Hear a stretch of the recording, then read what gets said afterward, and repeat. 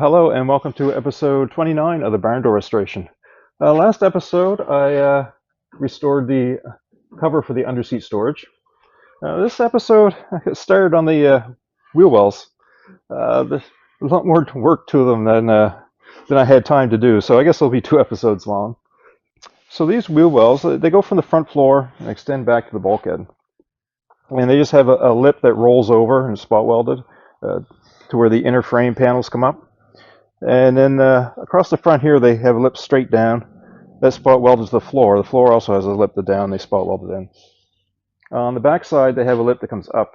Spot welds to the bulkhead. This side actually just spot welds to the dog leg. They are 0.9 millimeter steel, so about 20 gauge. And there's a few little details about them. When they stamped them, this section here is very ripply. Lots of buckles in the metal, and this rib has buckles on the inside edge of it. And the same on both sides. When I looked at it, when I media blasted, I noticed it, and I wasn't sure if that was original or not. It looked like it could have been. So I reached out, and I've shown a photo of an original one, and it does have these ripples in here and the buckles in the rib. So I'm happy to save that. I was lucky in that this section on both of these wheel wells was still good. This would have been very hard to replicate to make look original, because these little things like this buckling, if it wasn't there, you'd be able to tell that was replaced. So there's also a hole for the rubber bumper for the seat legs, similar to the holes that were in the center panel, but these ones were hand drilled. When I media blast, I realized there's burrs on the bottom side, and the holes aren't perfectly round. It's like they had a dull drill bit. They're also not placed exactly the same side to side. I had noticed the positioning was off earlier, but now it makes sense that they're hand drilled, that they might not be as accurate. So these fenders needed quite a bit of work. They rotted off across the front, which is pretty common. This back section on both sides was very bad also. So this was left of the driver's one. And then the passenger one was similar, really not much left. But there was enough detail that I could see the dimensions and shape of everything from between the two of them. So I was able to replicate it. I started on the front section. It seemed like an easy spot to get started on, making this patch in. And it required the ribs to be stamped in. Now on this one, I put the angle bend in before I stamped this rib, so I actually had to stamp a piece and then weld it in. On this one, I stamped this inner rib first and then added the bends and then stamped the other ones. It's a bit tricky to get everything exactly the right dimension so everything lines up perfectly. So after I'd got the right shape, fitted them, I had to add a lip on the bottom. So the lip goes straight down, and I just have to dolly the curves in to make them fit. There is going to be a separate piece I'm going to make here. It's a bit of an odd shape, how the shape's around the end of the frame. So I'll make those and put them in after. After getting the front patches kind of roughed in, I started making these upper ones. Now this is going to be done in 2 pieces. So the outside piece and then the inside piece. And the inner one I haven't started yet, but that's basically just a rib and then this profile, very similar to the inside of this top one. So they're fairly easy to make. This outside had these ribs kind of teed together. And it also has this X pressed into it. So I started by adding this rib in. I pressed this end and I bead rolled the other end. I 3D printed rollers with bead roller to match these ribs perfectly. The problem I have is keeping a perfectly straight rib. My bead roller has a hand crank, and trying to crank it off to the side and align the metal all at the same time is difficult.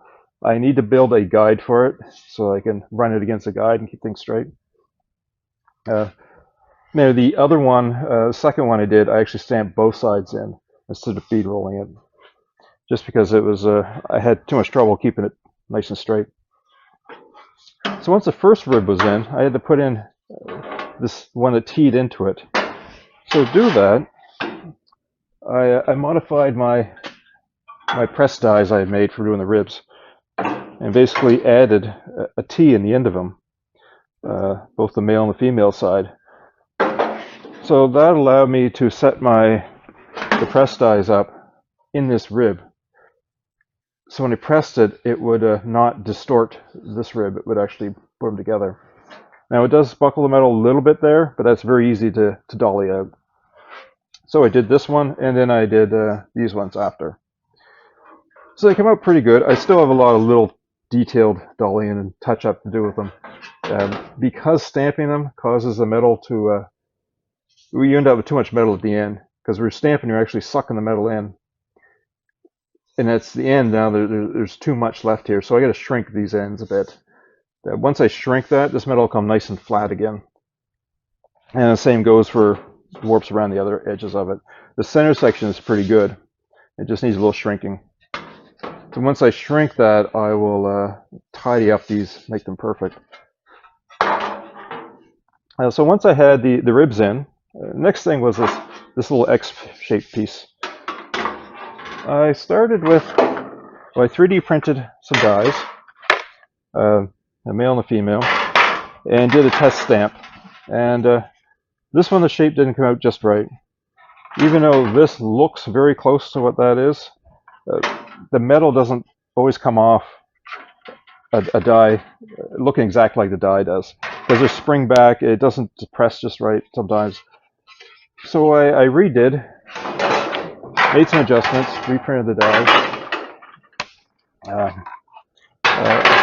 made them fade out a little different on the ends, increased the radiuses a bit. And now it pressed very close to the original. Now these original ones are not very even. The width of these ribs are different. Some are narrower, some are wider. So this actually matches the wider ones on here. But this one has two very narrow ones, and so I could have made these slightly narrower. It would have matched more of them, but I think they're close enough no one's going to notice the difference. So, and unlike the ribs, these ends don't just terminate, they kind of fade away. So it's kind of like the X part is kind of curved, so there's a curve to it. So they pressed in pretty good. It takes quite a bit of force. I had to actually, when these were, when I had these on, I actually put a piece of steel on top of them, but I pressed them in different spots. So I went around the ends, the middle first, and then the corners, and then the middle again. Because even the piece of steel I was using to press with was actually flexing a bit. It takes a lot of pressure. So if you put this in and push in the middle, even if it's a big plate on there, it's going to be a lot of pressure pushing up. So it was just stamping in the middle wasn't actually getting a good press at the edges. So I'm very happy with how this is coming along. This was an area that I thought was going to take a lot of trial and error. It did take a little bit, but it's working out quite well. It's going to take a lot of finish work to get this perfect. There's little tiny spots that will have to be dollied out and smooth. But overall, I'm quite happy with that. Even the way it is, sanding it off would look quite nice. That's about it for this episode. Keep watching for some video of the work being done, and also some video of the details of these parts.